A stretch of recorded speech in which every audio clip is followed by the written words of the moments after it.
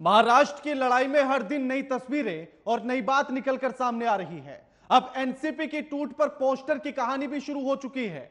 NCP में शरद पवार गुट के विद्यार्थी विंग ने पोस्टर लगाए और प्रफुल्ल पटेल को कटप्पा की भूमिका में दिखाया, शरद पवार को बाहुबली की भूमिका में दिखाया है। और इसीलिए हम ये पूछ रहे हैं कि आखिर एनसीपी की टूट में कटप्पा कौन है और बाहुबली कौन है। नमस्कार, मैं आपके साथ KK Rana, news watch India देख रहे हैं आप।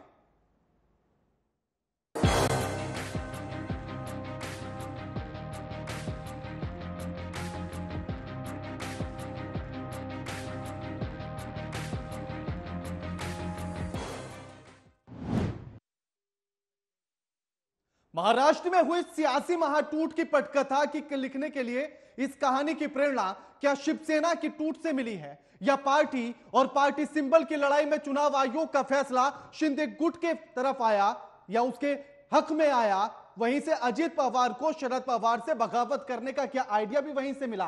पार्टी पर दावा करने ने भी क्या प्रेरणा और हिम्मत वहीं से मिली है?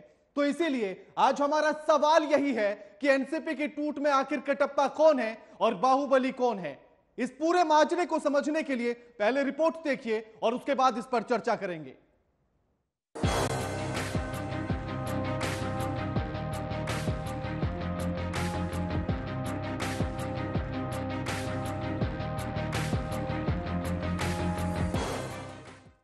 महाराष्ट्र की सियासी लड़ाई दिल्ली तक आ गई है। आज शरद पवार और सुप्रिया सुले दिल्ली में बैठक कर रहे हैं और एनसीपी के विद्यार्थी विंग ने पोस्टर लगाए हैं और ये पोस्टर लगा है शरद पवार के दिल्ली स्थित 6 जनपद मार्ग आवास पर। लेकिन अब पूरी सियासी लड़ाई फिल्मी हो गई है। पोस्टर में शरद पवार से बगावत करने वाले नेता प्रफुल्ल पटेल को कटप्पा और शरद पवार को बाहुबली के रूप में दिखाया गया। अब हो सकता है कि पवार साहब के दल के संचालन में कुछ गलतियां हों। शायद उन्होंने अपनी बेटी को आगे बढ़ाने के लिए इन लोगों को थोड़ा सा दूर कर दिया था, तो वो उनकी अंदरूनी बातें में और पर्टिकुलरली फैमिली डिस्प्यूट में तो जाना बिल्कुल सही नहीं रहेगा। लेकिन ये फैमिली डिस्प्यूट भी होने के बावजूद भी एक राज्य की राजनीति पे इसका असर पड़ता है। एनसीपी की इस टूट पर कांग्रेस ने भी हमला बोला और शरद पवार पर निशाना साधते हुए कहा कि शरद पवार ने अपनी बेटी को आगे बढ़ाने के लिए बाकी सभी नेताओं को दरकिनार किया, यानी कि राष्ट्रवाद की बात यहाँ भी उठ गई। लेकिन उठाई भी किसने, ये भी समझिए। लेकिन पहले बयान सुनिए। प्रफुल्ल पटेल ने जो धमकी दी है कि अगर मैं अपना आत्मचरित्र लिखूंगा तो आपकी मुश्किल हो जाएगी। बहुत दुख लगा है कि इतने साल से ये सब लोगों को उन्होंने बिल्कुल जमीन से उठा के ऊपर इतना बड़ा नेता बनाया था, अब वो इस तरह की बातें कर रहे हैं। अब सवाल ऐसे में यह है कि इस पूरी कहानी का कटप्पा आखिर कौन है और कौन इस कहानी का बाहुबली है। बुधवार को अजित पवार ने शरद पवार को एनसीपी के अध्यक्ष पद से हटाया और खुद को राष्ट्रीय अध्यक्ष घोषित कर दिया, जिसके बाद दिल्ली के फिरोज शाह रोड पर स्थित एनसीपी दफ्तर से उन पोस्टर्स को हटा दिया गया जिसमें शरद पवार के साथ अजित पवार और प्रफुल्ल पटेल नजर आ रहे थे। पार्टी में बगावत की इस लड़ाई में जीत किसकी होगी, ये तो देखना ही होगा। लेकिन क्या इस पूरी कहानी का आधार शिवसेना में हुई दो फाड़ से मिला है, या यूं कहा जाए कि महाराष्ट्र में हुई टूट पार्ट 2 में कहानी को प्रेरणा शिवसेना की टूट से ही मिली है। Bureau report, news watch India. अब ऐसे में जो बाहुबली और कटप्पा की कहानी महाराष्ट्र की टूट में छिड़ चुकी है, अब ऐसे में सवाल यह है कि आखिर इस पूरी कहानी का कटप्पा कौन है और बाहुबली कौन है। क्या यूं समझा जाए कि इस टूट की पूरी कहानी की जो स्क्रिप्ट है, जो पटकथा है, क्या वो शिवसेना की टूट से लिखी गई? क्या प्रेरणा इस कहानी के लिए वहीं से मिली है और इस कहानी का बाहुबली भले से ही शरद पवार को कहें या अजित पवार को कहें, कटप्पा शिवसेना को कहें या प्रफुल्ल पटेल को कहें या बीजेपी को कहें, ये तमाम सवाल है कि आखिर इस पूरी कहानी का कटप्पा कौन है और इस पूरी कहानी का बाहुबली कौन है। क्योंकि ये सवाल इसलिए भी हैं कि लगातार जो बातें निकलकर सामने आ रही हैं वो बातें ये भी हैं कि क्या ये जो पूरा खेल चल रहा है, क्या शरद पवार के इशारे पर चल रहा है? क्या शरद पवार के भीतर खाने कोई साठगांठ हो चुकी है, या फिर अजित पवार और शरद पवार मिलकर इस पूरे खेल को खेल रहे हैं? तो फिर इस टूट में असली कटप्पा कौन है?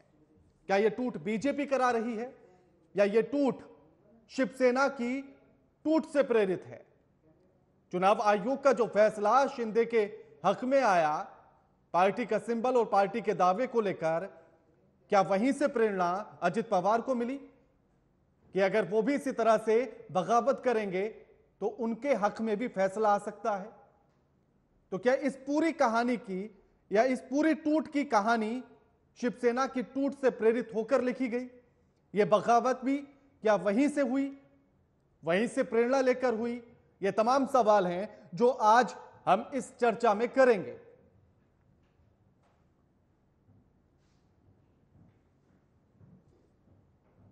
और हमारे साथ जो मेहमान जुड़ेंगे उनका परिचय भी आपसे कराएंगे।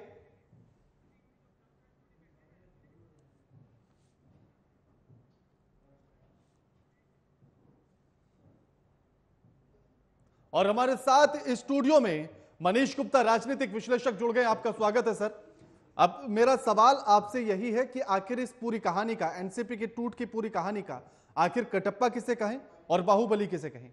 मनीष जी। देखिए, कटप्पा किसी को कहना उचित नहीं होगा, क्योंकि जो बाहुबली फिल्म की कहानी है वो बिल्कुल अलग है, और राजनीति जो महाराष्ट्र और दिल्ली में चल रही है वो बिल्कुल अलग है। देखिए, कटप्पा, अगर हम फिल्म की बात करें तो वहां पर राजमाता के आदेश पर काम करने वाले व्यक्ति का नाम कटप्पा था, जो कहीं ना कहीं महाभारत से प्रेरित था। हम समझते हैं कटप्पा का जो रोल था वो भीष्म पितामह के रोल से मिलता जुलता है, तो ऐसे में उसको यहां कंपेयर कर पाना आसान नहीं होगा। लेकिन अगर आप पूछें कि इस टूट के पीछे की स्टोरी क्या लगती है, तो मैं आपको एक और बात बता दूं कि देखिए, राजनीति में जब कोई भी एक चाल चली जाती है तो वो ऐसे नहीं होती कि सिर्फ इसलिए चली गई। उनके 6 अलग अलग मायने हैं, जैसे कहते हैं ना 100 शेड्स ऑफ ग्रे। तो इस राजनीति के 100 शेड्स होते हैं।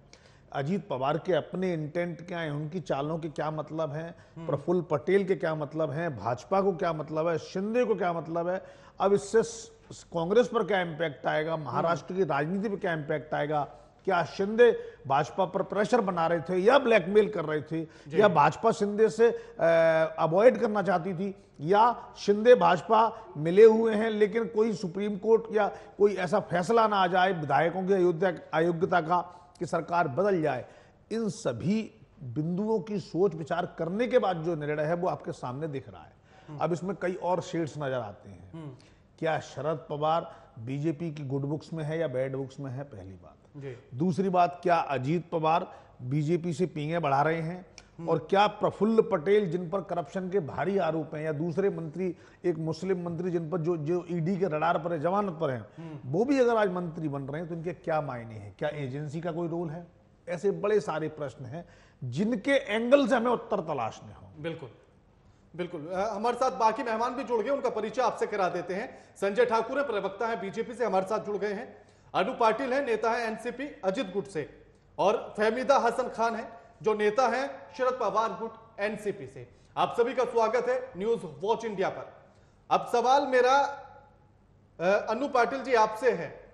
पोस्टर लगा दिए गए हैं शरद पवार गुट की तरफ से, और जिसमें बाहुबली के फिल्म को दिखाया जा रहा है, कटप्पा और बाहुबली के तौर पर।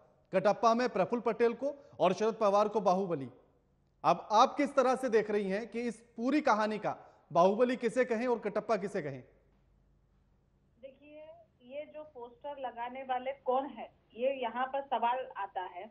यहाँ पर कोई भी रूमर्स या ये कटप्पा इस तरह की कोई स्टोरी नहीं चल रही है। ये जो महाराष्ट्र की राजनीति फिलहाल जिस तरह से रंग बदलती है और जिस तरह से है, मुझे ऐसा लगता है कि ये अजित पवार ने जो निर्णय लिया है वो निर्णय उचित है। वो उचित इसलिए है कि महाराष्ट्र का विकास ये होना बहुत जरूरी है कि विरोध करना कब तक सही है। कहीं ना कहीं बेरोजगारी से लेके महिलाएं, जैसे मंच पे कहा गया, अजय दादा ने कहा है कि महिलाओं के दौलत से लेके सारे चीजें जो बहुत सारी दिक्कतें महाराष्ट्र में आ रही है, वो उसका उसके लिए अपने को कुछ ना कुछ अच्छा करने के लिए ये निर्णय लिया गया है। इसलिए महाराष्ट्र की जनता को मैं सिर्फ इतना ही कहना चाहती हूँ कि इस सहयोग में, महाराष्ट्र की उन्नति के लिए लिया गया सहयोग में आप पूरी तरह से हमारे साथ में है, बस मैं यही कहूंगी। ठीक है फहमीदा जी, उनका सीधा कहना है कि ये सिर्फ महाराष्ट्र के विकास के लिए किया गया है, इसमें ना कोई कटप्पा है और ना कोई बाहुबली, लेकिन पोस्टर तो शरद पवार गुट के विद्यार्थी विंग की तरफ से लगाए गए हैं। आप मुझे बताइए, महाराष्ट्र का विकास महाराष्ट्र के लोग करेंगे, बराबर है? आज जो शिंदे गुट और बीजेपी एक साथ में मिलकर सरकार चला रही थी, तो उन्होंने कौन से ऐसे अहम फैसले लिए? और मुझे ये बताइए कि जो बीजेपी, जो देवेंद्र फडणवीस जी, जिन्होंने अजित दादा के ऊपर इतने संगीन इल्जाम लगाए, 27 जून के दिन भोपाल के स्टेज के ऊपर से हमारे प्राइम मिनिस्टर मोदी जी आदरणीय कह रहे हैं कि नेचुरली करप्ट पार्टी है ये एनसीपी, और उसके अंदर दादा का नाम लिया गया, 70,000 करोड़ का घोटाला दिखाया गया। तो मुझे ये बताइए कि इसमें पहले से शरद पवार जी बोल रहे थे कि हम लोगों को भटकाने की कोशिश ना करें, आप महाराष्ट्र की जनता का काम करें। देश जैसे बेरोजगारी, महिलाओं पे अत्याचार और महंगाई के ऊपर जा रहा है, तो इन्होंने जब भी ध्यान नहीं दिया। लेकिन मुझे ये नहीं समझ में आ रहा है कि देवेंद्र फडणवीस जी की ऐसी क्या मजबूरी थी कि नेचुरली करप्ट पार्टी के लोगों को, करप्ट लोगों को साथ में लेके अपनी जो रोटी थी, आधी रोटी डीसीएम की, वो भी उन्हें अजित दादा के साथ बांटना पड़ा। सरकार गिर तो नहीं रही थी।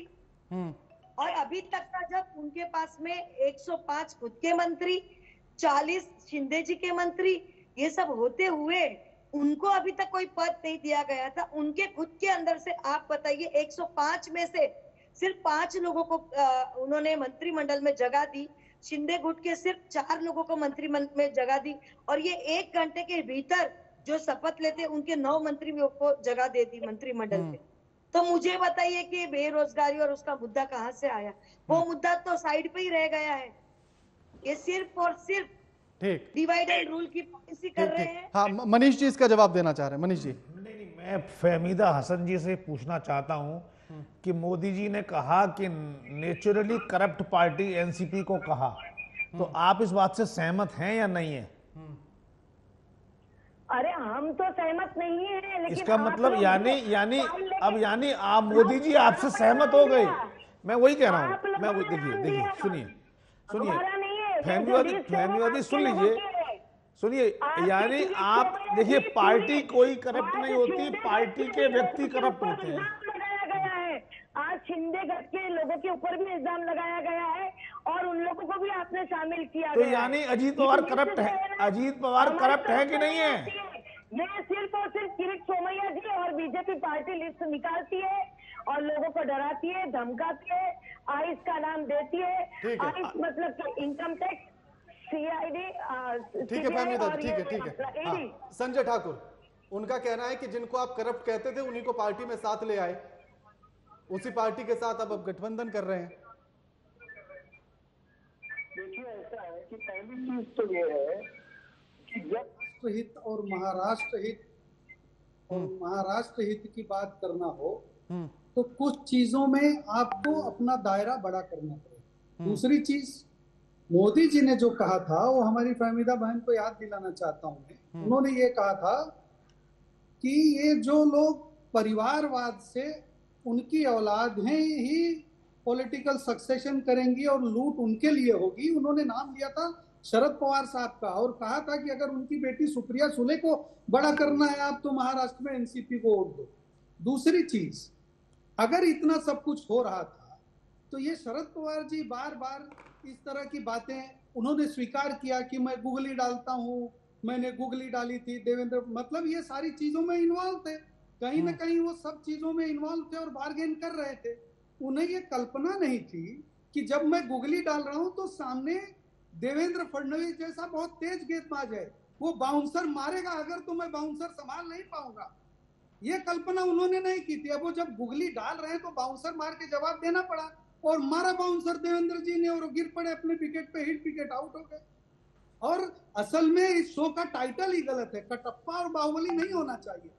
ये तो सीधे सीधे इतना बड़ा धृतराष्ट्र की तरह, जो अपने औलाद के प्रेम में अंधे और सारे पार्टी के लोगों को छोड़ के सिर्फ अपनी पुत्री से सहयोग लेके पार्टी चला रहे थे, तो धृतराष्ट्र के साथ हो गया। संजय जी, मनीष जी जवाब दे रहे हैं। संजय जी, बाली और सुग्रीव कह दें क्या कि शरद पवार बाली थे और ये सुग्रीव हैं अजीत पवार? वो तो आप पता नहीं कैसे कह रहे हैं। शरद पवार जी ने कब अंगद को कब बाली ने अंगद का राज्याभिषेक करने के लिए ऐसा किया था? बाली और सुग्रीव ना कहें, वो बिल्कुल उनको धृतराष्ट्र। लेकिन ये तो कह सकते हैं संजय जी, ये बात तो कह सकते हैं कि भारतीय जनता पार्टी ने प्रफुल्ल पटेल जैसे व्यक्ति को अगर अपने मंत्रिमंडल में जगह दे दी, तो महाराष्ट्र के विकास की बात कितनी सच है, इस बात पर जनता यकीन नहीं करेगी। मजबूरी में जनता आपको वोट दे दे, लेकिन मन से वो स्वीकार नहीं करेगी जब तक कि वह पार्टी में शामिल ना हो जाए। पार्टी में शामिल अगर भाजपा में आ जाएंगे फिर तो वो स्वच्छ हो जाएंगे, ये बात तो मैं मानता हूं। देखिए मनीष जी, ये जो आप लोग कहते हैं इसके बहुत स्पष्ट प्रमाण हैं। आप बिहार के हाल देख लीजिए। नीतीश कुमार जी भाजपा के सहयोग से शासन चला रहे थे, वहां पे शासन कैसा चल रहा था, प्रशासन कैसा चल रहा था। नहीं देखिए, वहां तक की बात मत छेड़िए, रहने दीजिए। संजय जी, वहां की बात मत छेड़िए, फिर बहुत लंबी हिस्ट्री निकल जाएगी वहां की भी। नहीं, मैं ये क्योंकि चुनाव के तुरंत बाद हमने मर्डर होते हुए देखे हैं पटना में, एक के बाद एक मर्डर हो रहे थे चुनाव के बाद, जैसी आपकी सरकार बनी थी साथ में। उन कहानियों को छोड़िए, कहानी जिस पर है उस पर रहेंगे। प्रफुल्ल पटेल अब स्वच्छ हैं, अब कोई भ्रष्टाचारी नहीं है। संजय जी, नहीं, जिसके भी जो कोई भी है, मैंने पहले ही अपनी डिबेट के ओपनिंग में कहा कि जब आपका दायरा बड़ा हो, आपकी सोच बड़ी हो और आप बड़े काम करने चाहते हैं, नहीं तो आप बस इतना जवाब दीजिए, प्रफुल्ल पटेल भ्रष्टाचारी है या नहीं है, उस लिस्ट में है या नहीं है? ये तो जांच का विषय है ना। ये मैं क्या कोई एजेंसी हूं कि मैं न्यायालय हूं? मैं आपको बता। तो मोदी जी ने बिना जांच के दे दिया था बयान। किसने? मोदी जी ने। क्या दे दिया था मोदी जी ने? मोदी जी ने कहा था उसमें तमाम भ्रष्टाचारी हैं, अजीत पवार का नाम भी लिया था उसमें। तो जो भ्रष्टाचारी है उनके खिलाफ जांच चल रही है। 3 दिनों के लिए जब देवेंद्र फडणवीस की सरकार जब 3 दिन के लिए बनी थी, तो क्या अजीत पवार से उन 3 दिनों में केस वापस नहीं लिए गए थे? इसमें कौन सा विकास आपने महाराष्ट्र कर दिया था, बताइए? कौन सा केस वापस लिया गया भाई साहब? ईडी और सीबीआई 2019 में केस वापस नहीं लिए। मनीष जी, आप ये बात समझ लीजिए कि ईडी और सीबीआई की केस बंद नहीं होती है और ना किसी को क्लीन चिट दिया गया है। मैं ईडी सीबीआई की बात नहीं कर रहा हूं। क्या 2019 के शपथ ग्रहण के बाद 3 दिन में अजीत पवार के खिलाफ जो केस थे वो वापस नहीं लिए गए, जिनमें जांच चल रही थी, और उसके बाद उन्होंने विड्रॉ करके सरकार गिरा दी? सही बात तो ये है कि उस बार शरद पवार की गुगली में आप फंस गए थे, आपने समझा लेफ्ट और वो हो गए राइट, वहां मामला खराब हुआ और बदले में पलटवार किया, जबरदस्त बाउंसर मारा देवेंद्र फडणवीस में, ये भी सच है। तो यहां स्वीकार करना आप भी सीखिए। अगर आप सत्ता में हैं तो इसका यह मतलब नहीं कि जो आप कहेंगे बस वही सच है। जनता, हां मैं ये समझता हूं जिस तरीके से आपने जम्मू कश्मीर में से धारा 370 हटाई, महबूबा मुफ्ती को साथ लिया, उसको बाद में यूज करके साइड में किया, प्रभुत्व बनाए, एंट्री मारी और बाद में वहां बेटरमेंट कर दिया। अगर वैसे विकास करना है, यानी कांटे से कांटा निकालेंगे, एक एक करके दोनों कांटे तोड़ दे रहे हैं, फिर तो ठीक है। फिर तो मुझे ठीक है कि एक कांटे से एक कांटे को निकालें, पहले शरद पवार को आउट करते हैं, फिर बाद में देखेंगे अजीत पवार को। ईडी का मामला चलता ही रहेगा। अगर ऐसा है तो मुझे कोई आपत्ति नहीं, मुझे ये बात जमती हुई नजर आती है। अनु पाटिल, क्या कहेंगे आप?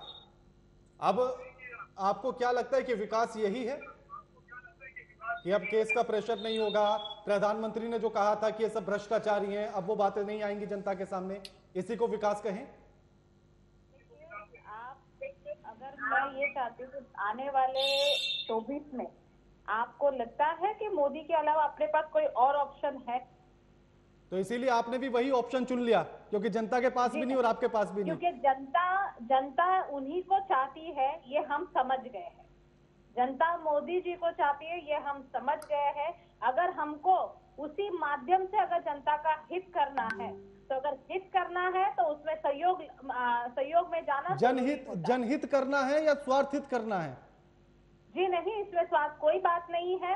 जो जिस समय जो चीज जरूरी है, जो महाराष्ट्र को बचाने के लिए जो चीज जरूरी है वो करना जरूरी है। जिस तरह से पवार साहब और शिवसेना का अनबन थे, लेकिन कुछ रीजन के वजह से महायुति हुई, तो इसका मतलब ये हुआ क्या? नहीं। इस सिचुएशन में मुझे ऐसा लगता है कि महाराष्ट्र के हित के लिए अगर अजित पवार ने ये निर्णय लिया है तो वो उचित ही लिया है। साथ ही साथ में गए उप मुख्यमंत्री पद पर माननीय अजित पवार जी कहीं ऑलरेडी वो उन्होंने कामकाज महाराष्ट्र का किया है, भागदौड़ उन्होंने की हुई है। अच्छा चलिए, मैं आपसे एक सवाल पूछता हूँ अनु, मैं आपसे एक सवाल पूछता हूँ। आपने कहा कि वो इसलिए गए क्योंकि जनता का हित करना है। कौन कौन से ऐसे फैसले अब होंगे महाराष्ट्र की जनता के लिए, उसके हक में, उसके हित में, जो आपके बीजेपी के साथ मिल जाने के बाद होंगे? कुछ तो आपने कोई तो चार्ट बनाया होगा, कोई तो रणनीति बनाई होगी कि हम सरकार में होंगे तो ये काम कराएंगे। कौन कौन से कराएंगे आप? देखिए, जब मैं ये नहीं कहती हूँ कि भाजपा जो हम समर्थन, हम ये कहते हैं कि हम किसी का भी आहत, किसी के फीलिंग को बिना आहत किए, हमें जो महाराष्ट्र के हित के लिए है, पहले तो बात यह है कि बेरोजगारी सबसे ज्यादा बढ़ी गई है, हम ये चाहते हैं कि हम उसके लिए कदम उठाएंगे। साथ ही साथ नारी सुरक्षा के लिए आज देश भर में बहुत सारी चीजें हो रही है, लेकिन मैं महाराष्ट्र की बात करूं तो आज 4,000 लाख से ज्यादा महिलाएं बेपत्ता है। तो मैं चाहती हूँ जैसे ही हमारा सरकार आता है, यूपी हमारी बन चुकी है, तो हम उसके लिए भी रणनीति करेंगे, हम उसके लिए भी काम करेंगे। और अभी रही फिलहाल हमारे राष्ट्रवादी कांग्रेस पार्टी के चिन्ह के लिए, तो हमने ऑलरेडी इलेक्शन कमेटी को हमने पत्र लिखा है और उसके लिए बहुत जल्दी उसका रिजल्ट आएगा। फहमीदा जी, उन्होंने कहा है कि जनहित के लिए उन्होंने ये किया है और जब अब वो सरकार में मिल गए हैं तो तमाम ऐसे फैसले होंगे, नारी सुरक्षा, तमाम सुरक्षा व्यवस्था, कानून व्यवस्था, ये सारे काम वो कराएंगे। तो आपको तो खुश हो जाना चाहिए कि जनहित में ही काम होंगे। राणा जी, मैं अन्नू जी से एक ही सवाल पूछना चाहती, जो 2 बड़े प्रोजेक्ट हैं जिससे महाराष्ट्र को बड़ा रोजगार मिल सकता था, क्या अजित पवार जी वहां जाके वो दोनों के दोनों प्रोजेक्ट वापस महाराष्ट्र में लाएंगे? क्या ये जो इकोनॉमी हब है मुंबई हमारे महाराष्ट्र की, वो पूरी की पूरी गुजरात में फिरवाने की बात हो रही है, क्या ये पूरी हब रुकवाने का काम करेंगे अजित जी वहां जाके, दादा हमारे? दूसरी बात, अगर बीजेपी ने 2019 में शिवसेना के साथ ये बात की थी कि 2.5 साल हम आपको देंगे, 2.5 साल हम रखेंगे, तो ये अपनी बात पे जब भी बोलते हैं कि ये तो हमने जुमला दिया था, तो क्या वापस से ये अजित दादा को यही बात बोलेंगे कि तुम्हारा आने का तो ऐसे जुमला था, हम पवार साहब को कमजोर करना था? अजीत पवार राणा जी, मैं यही बात जरूरत नहीं है। अजीत पवार की चिंता करने के लिए अजीत पवार बैठे हैं। आप ये क्यों नहीं समझ रही हैं फहमीदा जी कि अब माननीय शरद पवार जी अब बुजुर्ग हो गए हैं, 84 उनकी एज है, उनकी स्वास्थ्य ठीक नहीं रहता, कम्युनिकेशन उनका थोड़ा सा कमजोर हो गया है, ऐसे में उन्हें विश्राम नहीं करना चाहिए। सुनिए मेरी बात, महाराष्ट्र की जनता जानती कि आज 83 साल का योद्धा भी जब 2019 में अकेला निकला तो कब छोड़ के गए थे, जब भी उन्होंने वापस से 56 विधायक लेके आए। पिछले 10 साल में, अच्छा चलिए बताइए, पिछले 10 साल में क्या जिम्मेवारी निभाई है शरद पवार जी ने? पार्टी के अलावा क्या जिम्मेवारी रही है उनके पास? कौन से राज्य में, कौन से केंद्र में क्या जिम्मेवारी रही है? पिछले 10 साल में कोई काम नहीं किया शरद पवार जी ने, जो जिसको कि हम संवैधानिक पद पर कहें, ऐसा कोई काम बताइए आप। अजित दादा का एक शुक्रिया अदा करूंगी कि उन्होंने राजनीति से निवृत्ति की जो वय है, वो भी एज भी उन्होंने डिक्लेयर कर दी कि 75 साल। तो मुझे ये भी सवाल है कि क्या मोदी जी 2024 में 74 साल के हो जाएंगे, तो क्या मोदी जी आगे इलेक्शन नहीं लड़ेंगे? क्योंकि हमारे दादा तो कहते हैं कि बीजेपी में 75 साल में रिटायरमेंट मिलता है। हाँ, 75 साल में रिटायरमेंट ले लेंगे मोदी जी, 24 के बाद ले लेंगे, आप चिंता मत करिए। पर मेरा ये प्रश्न है कि पिछले 10 साल में शरद पवार साहेब ने कौन सी संवैधानिक जिम्मेवारी निभाई है? क्या वो कहीं राज्य में, केंद्र में मंत्री रहे? उन्होंने जनहित का क्या काम करा बताइए? अपनी पार्टी, अपने परिवार के अलावा उन्होंने क्या किया है? उन्होंने पार्टी और परिवार नहीं, महाराष्ट्र की जनता जानती कि क्या किया? अरे जनता को छोड़ो, हमें बता दो, हम बता देंगे जनता को क्या किया है, बताइए। जब भी उसने वही काम अरे किया मैं था। पूछता हूं फहमीदा जी, बताइए पिछले 10 साल में शरद पवार जी ने क्या किया है? विधान देखो, परिषद के वो हमारी मेंबर है बात नहीं, ये- वो विधान परिषद में गए नहीं। जब भी किसानों को हमी भाव जो मिलता था, आज जो 600 से 700 मिलता है, वहाँ 1800 से 1900 मिला।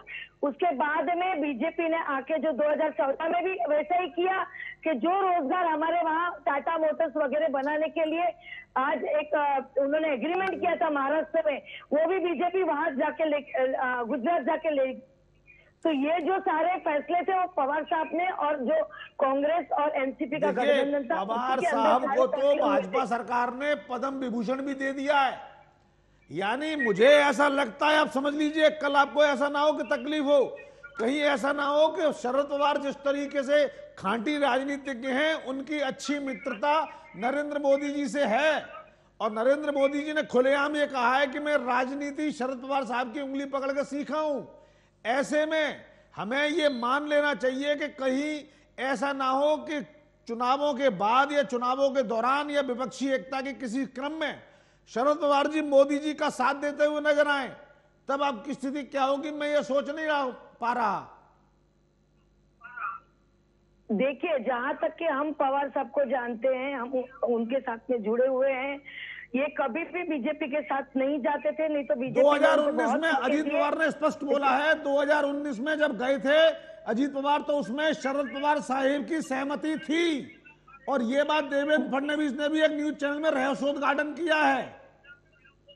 ये वो अब बोल रहे हैं, देवेंद्र फडणवीस भी अब बोल रहे हैं। बिल्कुल, तो जब भी और उन्होंने बाद में गुगली फेंकी। इसका मतलब है कि जो झूठ बोलने को वो गुगली फेंकना कह रहे हैं। ठीक है, संजय ठाकुर कुछ कहना चाहते हैं। संजय ठाकुर, संजय ठाकुर, आपने प्रफुल्ल पटेल जी का गठबंधन बयान फहमीदा नहीं बहन। सुना है शायद? हाँ, आप फहमीदा जी सुनिए लौटता हूँ, मेरी फहमीदा बात। जी, प्रफुल्ल फहमीदा जी पटेल लौटता ने हूँ, कहा- फहमीदा जी लौटता हूँ। हाँ, संजय ठाकुर, क्या सिर्फ देखिए, जनहित ऐसा या है गठबंधन? कि जैसा कि मैंने पहले ही कहा कि जब बड़े काम करने होते हैं तो हमको अपना दायरा बड़ा करना पड़ता है। जब ये सरकार चल रही थी इन लोगों की, शिवसेना और कांग्रेस के साथ मिलकर, तो वो मंत्री, गृह मंत्री कौन था जो करप्शन के आरोप में अंदर गया था? शरद पवार जी का बिल्कुल खास सबसे करीबी आदमी अनिल देशमुख। वो मंत्री कौन था जो अभी भी जेल के अंदर है? नवाब मलिक, जिसके दाऊद से रिश्ते जग जाहिर हैं। जब ऐसे लोगों को प्रश्रय देता है कोई और उनको अपने साथ में रखता है, एक तरफ बीजेपी से भी बात करता है, दूसरी तरफ शिवसेना को भी ब्लैकमेल करता है, और अपनी बातें शिवसेना से बढ़वा के बीजेपी को धोखा दे देता है और कहता है कि मैंने गुगली डाली, तो ऐसे लोगों का इलाज करना तो आवश्यक है ना, महाराष्ट्र के हित के लिए, देश के हित के लिए। और करप्शन, और राणा साहब जी, विकास ये भी होता है कि भ्रष्टाचार को रोक दिया जाए, भ्रष्टाचारियों पे काबू पा लिया जाए, ये भी विकास ही होता है। तो ये इसीलिए सारे भ्रष्टाचारी आपने अपने यहाँ बुला लिए कि अब हम इन्हें रोक कर रखेंगे, तो भ्रष्टाचार पर काबू हो जाएगा। रोक के रखेंगे, जिम्मेदारी के साथ कह रहे हैं आपके सामने कि डंडा दिखा के रोक के रखेंगे। मतलब आप ये मानते हैं अजीत पवार, छगन भुजबल और प्रफुल्ल पटेल ये सब भ्रष्टाचारी हैं? देखिए, ऐसा है कि मैंने फिर वही कहा कि ये सर्टिफिकेट देने वाला मैं कोई नहीं हूँ राणा। प्रधानमंत्री ने दिया, प्रधानमंत्री ने दिया, आपसे नहीं ले रहा मैं, प्रधानमंत्री ने दिया, प्रधानमंत्री ने तीनों के नाम लिए, और जिसके खिलाफ जो आक्षेप हैं, ठीक है, वो सारी इंक्वायरियां होगी, कोई नहीं बचेगा। ये तो मोदी जी बार बार कहते हैं। ठीक है, लास्ट कमेंट मनीष जी आपसे। मैं पूरी इस कहानी को समझने के लिए, संजय जी समय बड़ा कम है, मैं इस पूरी कहानी को समझने के लिए क्या यूं समझा जाए कि जो एनसीपी की टूट हुई, क्या इसके पीछे बड़ा कारण शिवसेना की टूट भी था? क्योंकि वो ये सब कुछ समझ रहे थे कि इस तरह से बगावत करके हम चले जाएं, पार्टी पर हक जता लें, तो फैसला जो चुनाव आयोग का आया था शिंदे के हक में, वो सारी चीज फिर अजीत के साथ हो सकती है। बिल्कुल सही है। तो एक बड़ा आधार माना जा सकता है उसे, बिल्कुल आधार माना जाएगा। और सभी समझिए, अजीत पवार दादा ने इन सब बातों का पहले ध्यान रखा। जो रिक्वायरमेंट इस मामले में कोर्ट ने शिंदे के मामले में कहीं, अजीत पवार ने वो सब रिक्वायरमेंट पूरी की। इसलिए आपने देखा होगा आज तक शरद पवार ने लीगल मैटर में जाने की कोई बात नहीं रखी है, यानी वो इस मामले को कानूनी तौर पर आगे नहीं बढ़ा सकते। एक बात। दूसरी बात, भारतीय जनता पार्टी के पास दो एंगल थे। एक तरफ एकनाथ शिंदे की कमजोरी कि कहीं कोई अयोग्यता साबित ना हो जाए, दूसरा एकनाथ शिंदे का कहीं कोई ऐसा मेथड जिसमें वो प्रेशर बनाना चाह रहे हो, अधिक सीट मांग रहे हो, उन सबको। और तीसरा सबसे बड़ी बात, देखिए जिस तरीके से भाजपा की अप्रोच है कि हम राष्ट्रवादी राजनीति करते हैं और हमें देश के विकास पर बड़े बड़े काम करने हैं, ऐसे में सरकार को किसी भी हालत में लाना चाहिए। तो जिस तरीके से कांटे से कांटा निकालने की रणनीति उन्होंने महबूबा मुफ्ती के साथ की, वो यहां भी कर दी। अच्छा, एक और बाद में क्या होगा बाद में हाँ, पता लगेगा। एक छोटा सा सवाल मैं इसमें इसीलिए पूछना चाह रहा हूं कि जो हम कटप्पा और बाहुबली की कहानी पर चर्चा कर रहे हैं, तो क्या चुनाव आयोग को कटप्पा कहा जाए कि शरद पवार जैसा बाहुबली गिरा दिया, बीजेपी को कहा जाए मेरे हिसाब या से शिवसेना की उस टूट को? मेरे हिसाब से अजीत पवार को कटप्पा कहा जाए, और और जो अजीत पवार के कटप्पा के पीछे की जो राजमाता है उनको आप भाजपा के केंद्रीय नेतृत्व भी कह सकते हैं। बिल्कुल, शुक्रिया आप सभी का हमारे साथ इस चर्चा में जुड़ने के लिए। संजय जी आपका भी, मनीष गुप्ता जी आपका भी, अनु पाटिल जी आपका भी, और फहमीदा जी आपका भी शुक्रिया हमारे साथ इस चर्चा में जुड़ने के लिए। लेकिन ये अभी समझना होगा कि आखिर इस पूरी कहानी का कटप्पा कौन है और बाहुबली कौन है। अगर बाहुबली शरद पवार को माना जाता है तो क्या कटप्पा बीजेपी को कहें, शिवसेना की टूट को कहें, चुनाव आयोग को कहें, या अजित पवार को? मनीष जी ने कह ही दिया है कि कटप्पा तो अजित पवार को कहिए, और जो शिवगामी देवी हैं उनको आप बीजेपी का केंद्रीय नेतृत्व कह सकते हैं। इस कार्यक्रम में फिलहाल इतना ही, मुझे दीजिए इजाजत, नमस्कार।